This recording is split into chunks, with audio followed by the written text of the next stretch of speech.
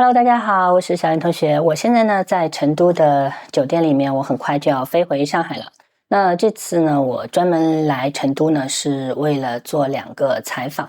那一个呢是采访我们可爱的黄甫老师，这次终于见到了真人啊，比视频上更可爱，话更多，然后人也非常的爽直。其实呢，我们那天去拜访黄甫老师的时候呢，我们聊了很多东西，我们视频录制完了以后呢，也去撸串了啊，那个火锅辣到不行啊，他推荐我吃，我一个南方人去吃这个成都火锅，真的是味觉完全瘫痪掉哈。但是我们聊了很多的东西，聊了很多从小破站审核的标准看是不能播出的东西，对于当下的一个摄影环境，我们讨论的语境以及创作的空间等等，我们都有诸多的感慨。然后对于年轻人，对于年轻的艺术创作者，他如何进一步的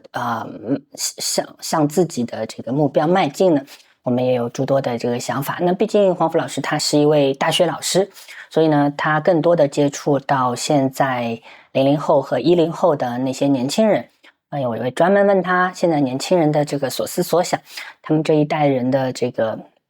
一些观念和想法。我们总体来说呢，是悲中带喜，喜中见忧啊。为什么这么说呢？就总的来说整个中国新生代的这么一群人啊，他们有巨大的这个创造能力，他有巨大的活力，有很多的想法，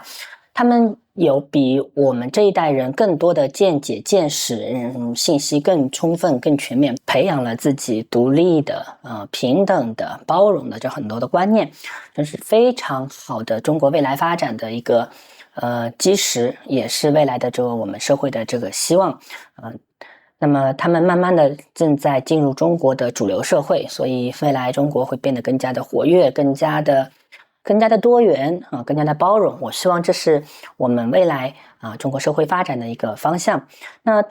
但是呢，我具体到这个影像创作者对于艺术创作者focus 在摄影这个领域的话呢，我们并不见得乐观，有很多的问题，有很多的阻碍。那这里面呢，不仅仅是技术的问题很多的时候呢，阻碍我们向前发展的可能是整个这个社会的这个环境，我们自身的这个观念，我们的认知，我们的偏见所给我们造成的一些阻碍，让我们止步不前。这些东西都是需要我们努力通过各种各样的手段去破除掉这些旧有的这个不平等的，或者说那些偏见和阻碍。对于如何塑造一个非常好的这个认知比较完整的这个观念，来推动我们的这个艺术创作，推动我们的这个摄影的这个水平不断的往前发展，需要全社会，需要我们这一代人和所有的人共同的努力，我们才能得到一个很好的一个结果哈。其实中国这么多年来发生了翻天覆地的变化，一场巨变这几年更真的是沧海桑田式的这种变化，有很多东西是可以值得记录的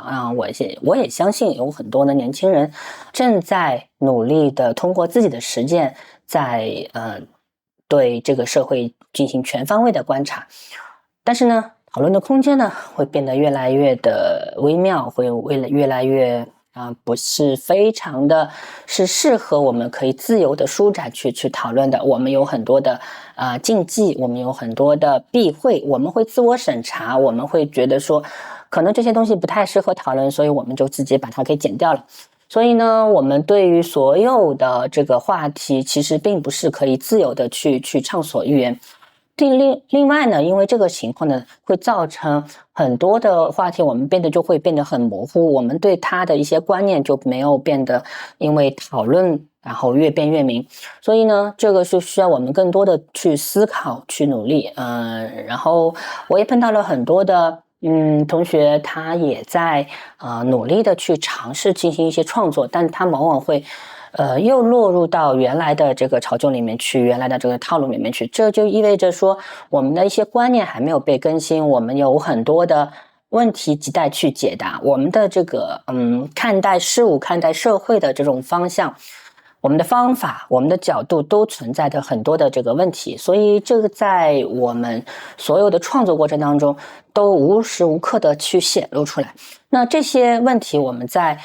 这次在黄福老师包括艾霞老师的沟通当中都进行了这个很大的这个交流。我的问题主要就是集中在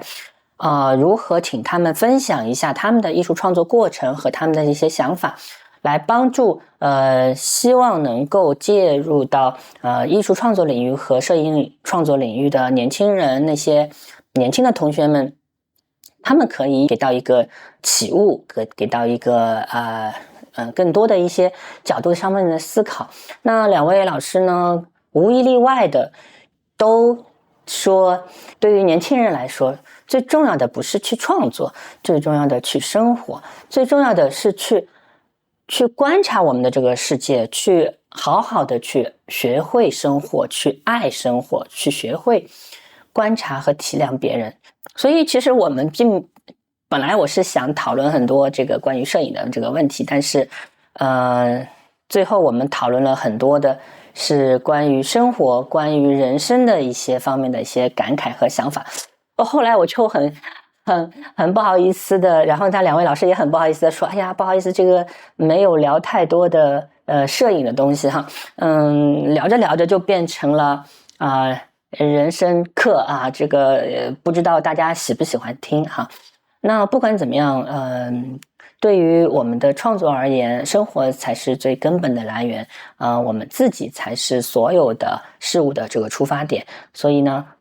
在这里呢，我做一个简短的一个视频，想给大家解释一下我这次来成都专门做2个专访的一个目的和缘由，也希望通过两位老师的这个分享，让大家能够更多的去理解，或者说去有一些的感悟。那么我的这次成都之行就非常值得了。因为时间的关系呢，我就没有去拜访更多的在成都的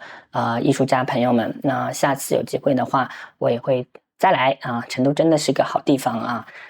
除了火锅太辣，其他都很棒。好，那今天的解释就到这里，我们下次再见，拜拜。